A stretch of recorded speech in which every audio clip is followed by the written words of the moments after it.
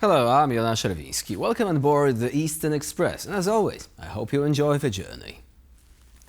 Remember when Russia's invasion of Ukraine looked like a military version of a clown car on fire? Tanks abandoned in fields, soldiers stealing washing machines, commanders getting lost on their own maps.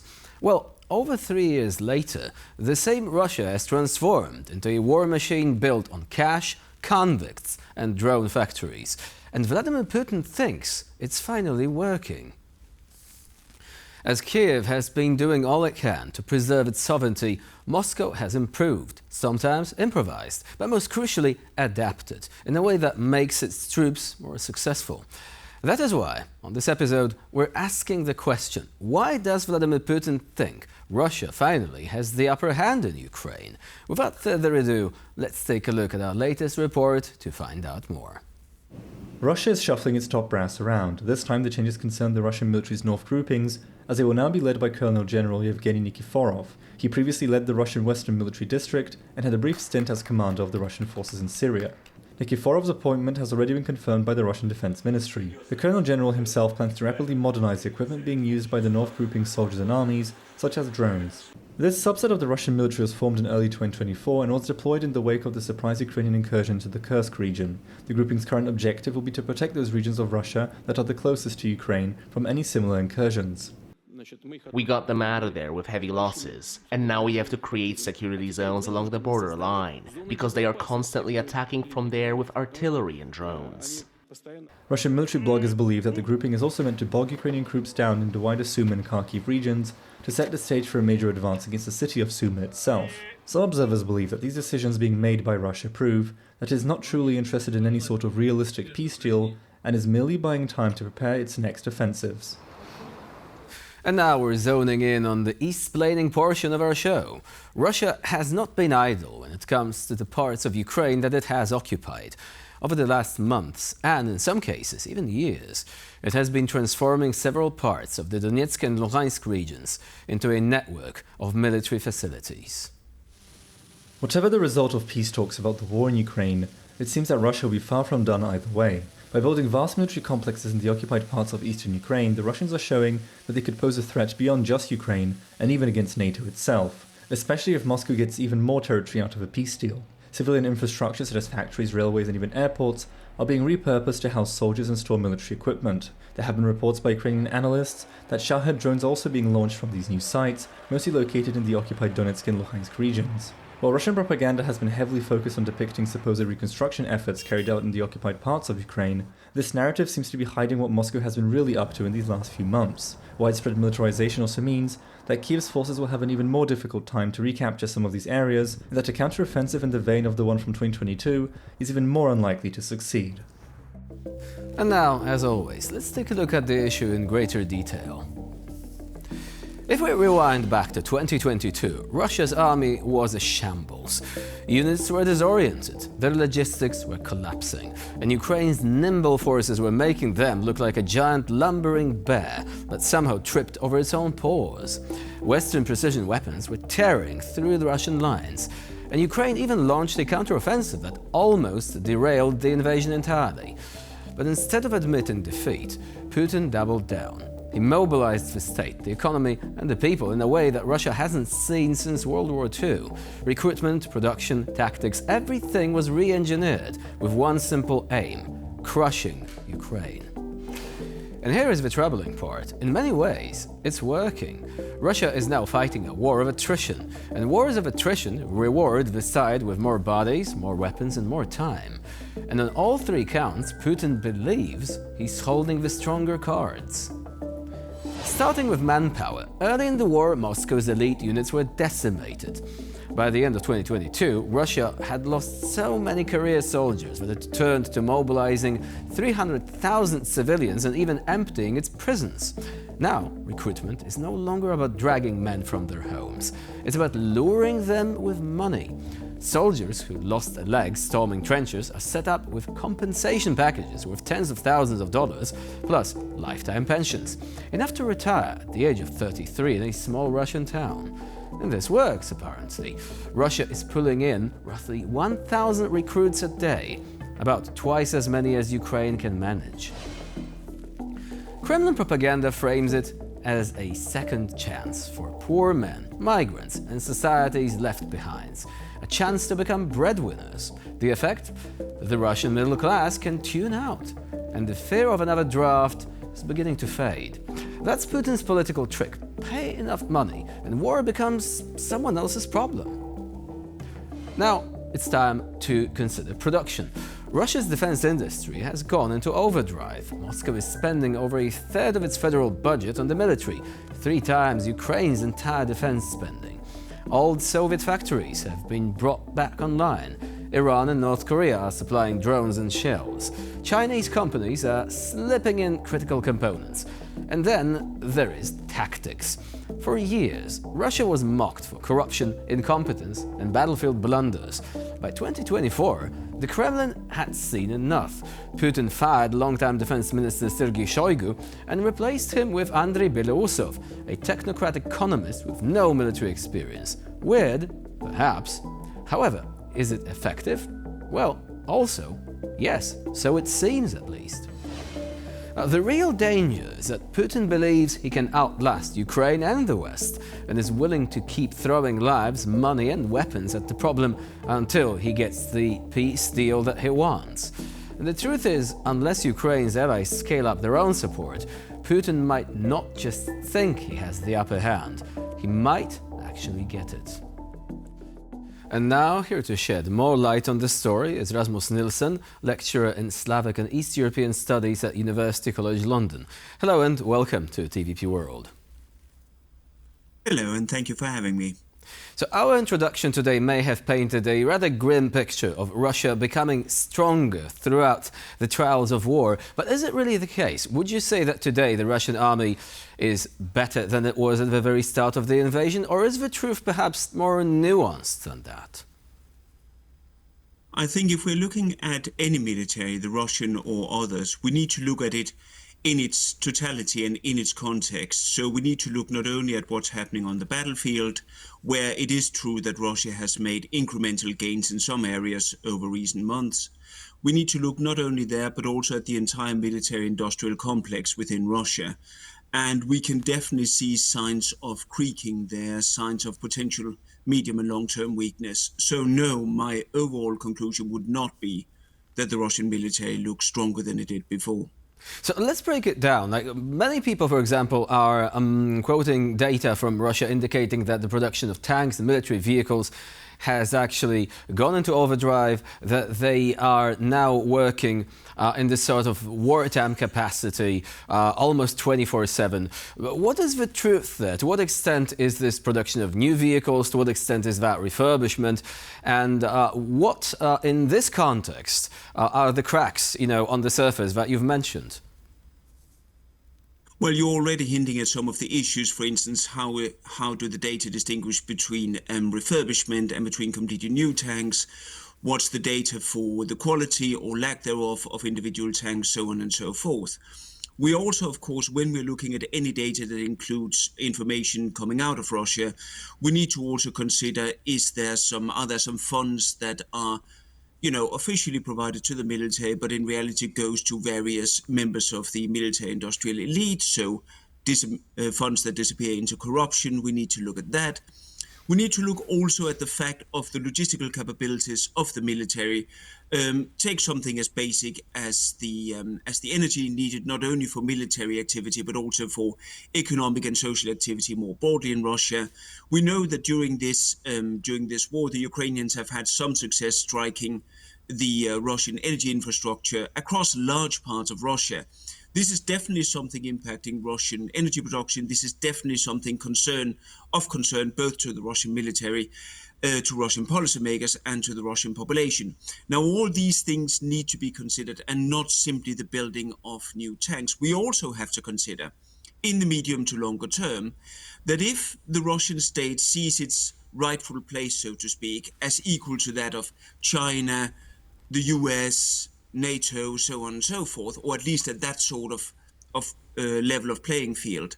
If that's the case, then Russia needs to be able to constantly modernize and effectivize its military, and losing access to, for instance, a lot of Western technology, or at least having that access complicated, made more difficult, that will hamper Russian military developments in the medium to longer term. And that is absolutely something that's concerning Russian military developers. So for all these reasons, I don't believe the outlook for the Russian military looks particularly rosy. And I had the intention of asking this question towards the end of our conversation, but now that you've mentioned both the energy sector and shortages of Western technologies, this really begs the question. Ukraine has recently presented a couple of developments in terms of long-range strikes, including the Flamingo missile, which is supposed to be fairly affordable in construction, fairly simple, but also to feature a range of about 3,000 kilometers and a warhead of considerable size. Would you say that this perhaps might be something of a turning point, because most of Russia's refining capabilities are located in the European part of Russia, which puts them within the range of these missiles. Many of them are already within the range of existing drones.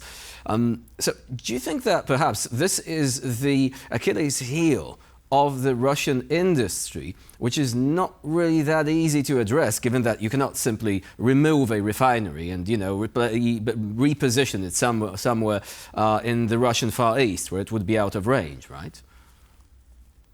Yeah, absolutely. I mean, it's certainly one of the major weak points of Russian capacity, economic and military capacity. You can also look at other weak points, like, for instance, demographic trends within Russia. You can look at things like potential for inflation, stagflation possibly as well, so on and so forth.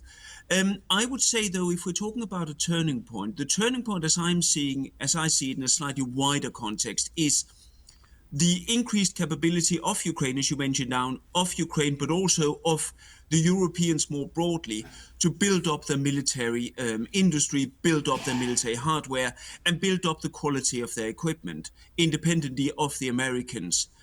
And in the Ukrainian case, independent or at least less dependent on international assistance. Those are real turning points going forward, because that will signal to whoever sits in the Kremlin, Putin or whoever comes after him, it will signal that Ukraine and the Europeans can actually handle themselves if, for instance, as seems increasingly likely, American assistance will be scaled down or disappear completely. So now that we know that Russia does have its weaknesses, we also need to talk about certain troubling developments. In terms of drone warfare, for example, it has recently been reported that Russia not only has scaled up the production of drones, also it is actually using, thanks to, in part, Chinese components, drones which are difficult to actually not only intercept, but to prevent from hitting the targets. Right? Well, I'm talking about the fiber optic drones. Jamming technologies do not really work on them because they have these 20-kilometer long cables trailing behind them.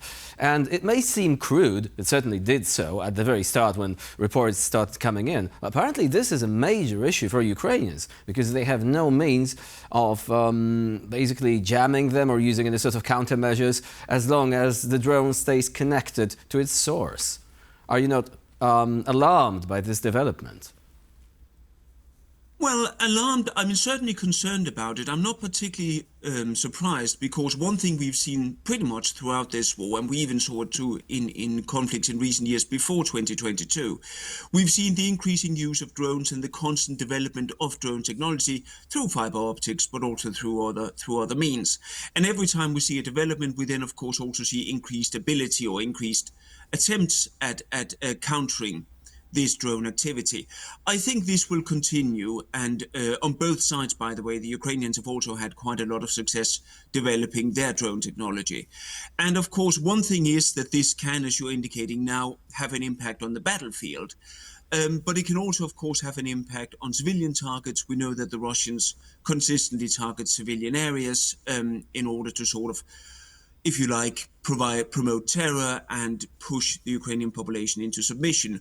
Now, that's not going to succeed, but absolutely something like increased drone capacity can do great damage to the Ukrainian military and to the Ukrainian population. So concerning, but again, no, I wouldn't say it's a shock where I'm sitting, because we've seen this tendency going forward, and I'm afraid we will continue to seeing it, which is also why we need to help Ukraine to get into a situation where it becomes clear to everybody, including the Russians, that any further attempt at taking Ukrainian land is futile. Would you say that European militaries are actually taking note of what's happening in Ukraine quickly enough? Because we've seen so many developments. It started off as this sort of rapid incursion. Russia wanted it to be the sort of shock and awe campaign, modeled perhaps after Iraq or stuff like that. This has failed completely. Then we had a more traditional warfare. After that, we had the so-called meat wave attacks by Russian infantry. Now Russians are changing their tactics again, using smaller units. There is a greater emphasis on drones. Also, land-based drones are increasingly on display on the front lines. Would you say that this is really military history, kind of like not only being rewritten, but actually being rewritten at this sort of fast-forward pace, accelerated pace? Is it possible for European, think tanks and also for European militaries in particular to actually lose track of that at some point and basically learn, the lessons that were there, obviously, like a year ago? And right now, the face of warfare has changed once again. Well, yeah, I mean, in the Ukrainian wars we talked about a moment ago, the methods, the means of warfare are constantly developing. I would say, though, if we're looking at the Europeans, I am quietly optimistic in the sense that the European military forces, European military commands, and also European political administrations on the whole seem now much more aware of the development you're talking about and of a potential threat for Russia, not only towards Ukraine, but towards Europe as a whole. Now, there's no doubt that this European awareness should have come much earlier, should have come 10 years, 15, 20 years ago, perhaps. But at least it's beginning to come in now. For instance, I remain among the people who are, let's say, quietly optimistic about developments within Germany, that Friedrich Merz, for instance, and I highlight Germany here because that is one of the most important military powers potentially on the European continent, that someone like Friedrich Merz has begun to publicly acknowledge, and also through funding, acknowledge that Europe needs to up its military game. Now, we're certainly not in the clear yet, first of all, because developments are moving so fast. The Europeans have a lot of work to do, both to ramp up their own military production, but also to build up, for instance, coordination within the European members of NATO and the like.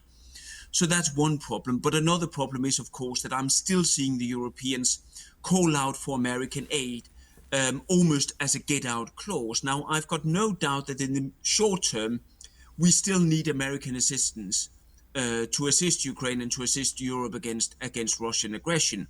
But in the medium to longer term, I would like to see European countries, European administrations, become more openly sort of acknowledging of the fact that we need to handle our affairs without American assistance, or at least without counting on American assistance. So the Europeans, to sum up, for me, have gone some way to acknowledge the military reality today. They have not gone far enough, but they are heading slowly in the right direction.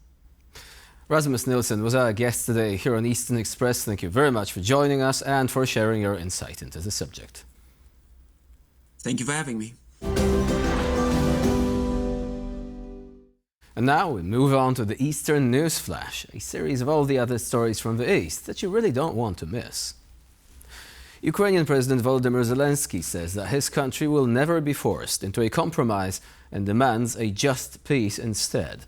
The president's statement came during celebrations of Ukraine's Independence Day. Ukraine's leader has taken a strong stance against various narratives which have been demeaning Ukrainian statehood, as well as rumors of Kyiv being pressured to give in to a peace deal that it does not want. As the saying goes, nothing about us without us, and Zelensky emphasized this in his Independence Day speech. He demanded strong security guarantees for Ukraine to a level that no aggressor would ever again dare threaten the country. He called out insufficient guarantees which have left previous generations without necessary protection. The Ukrainian president also rejected so-called gestures of goodwill from Russia, and pointed out that with a will of its own, Ukraine has been able to counter Russian maneuvers tit for tat over the course of the war, and will continue to do so to preserve its sovereignty and independence. A Wall Street Journal report indicates that the Pentagon has currently suspended permission for Ukraine to carry out long-range strikes against Russia. The move is supposed to be part of a quiet review process by the US. The quietly implemented review process gives the US Defense Secretary the ability to bar Ukraine from launching long-range strikes inside of Russia using American equipment, such as the ATACMS. An unnamed official claims that the use of these missile systems against targets deep within Russia has been prevented since late spring. In contrast, US President Donald Trump recently said that Ukraine had no chance of winning if it was not allowed to attack Russia, and criticized the previous administration for supposedly not letting Kiev fight back. Despite these remarks, US officials say that they do not signal a change in policy, though this may change. To have better control over the arms it uses, Ukraine has offered to buy US weapons as part of a series of security guarantees to cement America's long-term commitment to Ukraine by tying the country's defense needs with a strong boost to US arms industry. Georgia has been a strong supporter of the peace plan between Azerbaijan and Armenia brokered by the US president. Nonetheless, there are concerns that it will sideline Georgia both economically and geopolitically. One of the key parts of the deal between Baku and Yerevan is the Trump route for international peace and prosperity, a transit corridor backed by the US that would connect Azerbaijan and Armenia. There are fears that this could bypass Georgia when it comes to east-west trade routes, leaving the country economically stranded. Both Iran and Russia have opposed the TRIPP corridor, raising warnings about American involvement in the region. Armenia has been trying to ease tensions between all sides by saying that the corridor will remain under its own jurisdiction without the involvement of foreign troops. Domestically for Georgia, this poses a serious issue for the Georgian Dream Party, which has been trying to present itself as a regional peacekeeper, a role that would be diminished if the country loses geopolitical relevance. And for this episode of Eastern Express, it's the end of the line. Please stay with us here on TVP World. For more latest news and updates, I'm Jonasz Rewiński. Bye for now.